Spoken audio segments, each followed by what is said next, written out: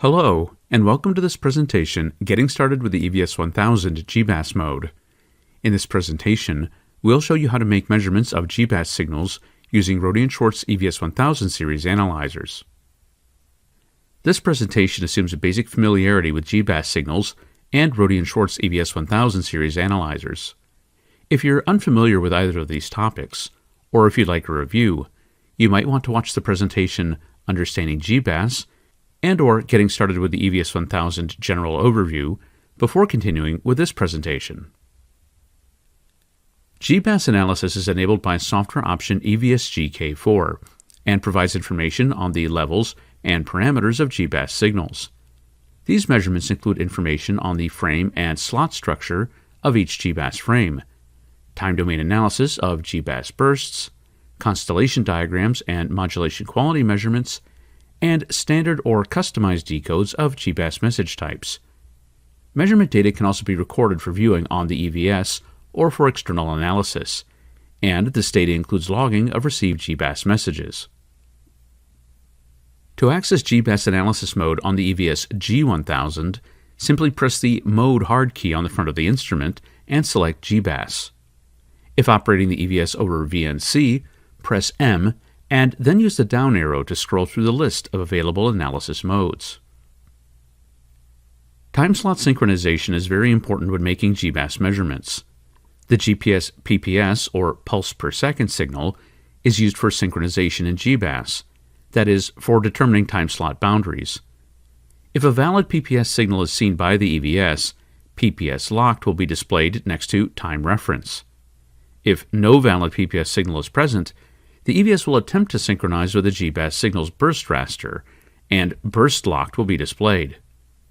Although burst lock will often enable measurement and decode of GBAS signals, signal timing and slot positions may not be correct without a PPS input, and therefore a pulse per second signal is strongly recommended whenever making GBAS measurements. PPS source is one of the items defined in the configuration menu.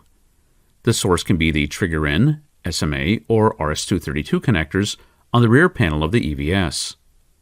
Export and import XML refer to user-defined XML files used to decode received GBAS messages.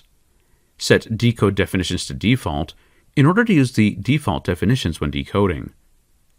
Error vector magnitude, or EVM, is used to quantify the modulation quality of received signals, and this can be calculated either based on magnitude and angle or phase deviations, or based solely on angle deviations from the ideal constellation points. The next step in GBAS analysis is entering the station frequency in megahertz. To enter or change the frequency on the EVSg, press the Channel Frequency hard key. In VNC mode, use the keyboard shortcut Q to enter the frequency. There are 6 different GBAS measurement views on the EVS1000. These are Sequence, Frame, Burst, Constellation, Message, and Recording. In the remainder of this presentation, we'll look at each of these views in more detail. Let's start with a Sequence view. This view provides an overview of GBAS transmissions over time. Recall that GBAS frames are time division multiplexed with 8 slots per frame. The EVS displays 6 of these frames sequentially, with the newest or most recent frame at the top. The rotary knob or frame and slot keys can be used to move between frames. Each displayed cell shows the GBAS ID, the average burst level in dBm, the application data, that is, which message types it contains, and the status in the form of color. Green means valid data, red means invalid data, and gray means no data. The Run Pause key can be used to hold the display for scrolling, but note that neither recording nor streaming are affected by the pause key. Sequence view provides a summary of the last 6 frames, but more detailed information on a particular single frame can be found in the Frame view. This view is updated every complete frame time, that is, every 500 milliseconds. At the top of this view is a graph of power versus time. Here we see power in 3 of the 8 time slots. The frame results table beneath it provides measurements for each slot, such as average and peak power, frequency offset, error vector magnitude, GBAS ID, message types, and percent occupancy. Note that you can scroll down in this table to view additional parameters. Burst View provides more detailed results for a single slot within a frame. The frame and slot parameters are used to select the specific slot that we want to view, and the display is updated after every slot measurement. This occurs every 500 divided by 8, or 62.5 milliseconds. The burst view consists of a slot power versus time graph, as well as a table of measurement results. Additional configuration parameters in burst view include the ability to zoom in or zoom out of the trace, and to enable or disable data point display. The constellation view plots the amplitude and phase values for each symbol within a given slot. These must first be configured by the user. Since GBAS uses D8PSK modulation, the measured symbols should appear in the form of a circle, with the ideal constellation points being shown as red dots. The clear interval parameters defines how often the constellation is cleared or refreshed. If set to off, there is no automatic clearing, and the clear button must be used to reset the diagram. If burst is selected, then the constellation is cleared after each burst. GBAS transfers information to aircraft in the form of messages, and Message View displays and decodes the messages that are received in a user-defined frame and slot. If there are multiple messages present, these are decoded sequentially. Message contents are displayed in both binary format, that is, as ones and zeros, and as humanly readable text. The way in which bits are decoded depends on the active XML file definitions.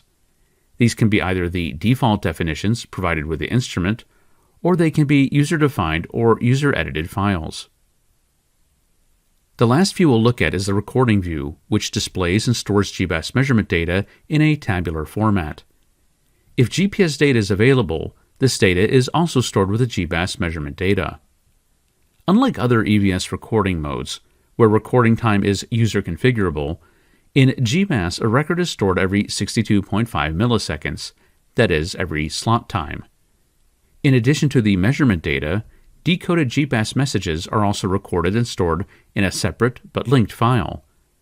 Please see the presentation Getting Started with the EVS1000 Data Recording for more details and step-by-step instructions on logging and exporting measured data.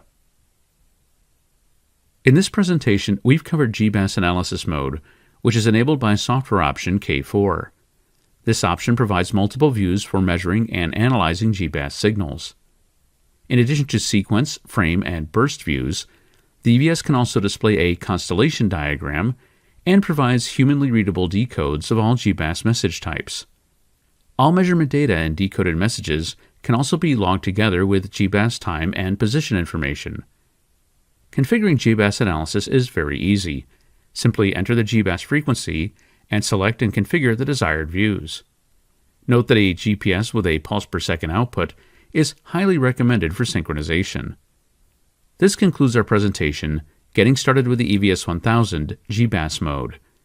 If you'd like to learn more about the EVS1000 or other avionics-related topics, please see the links in the video description. Thanks for watching.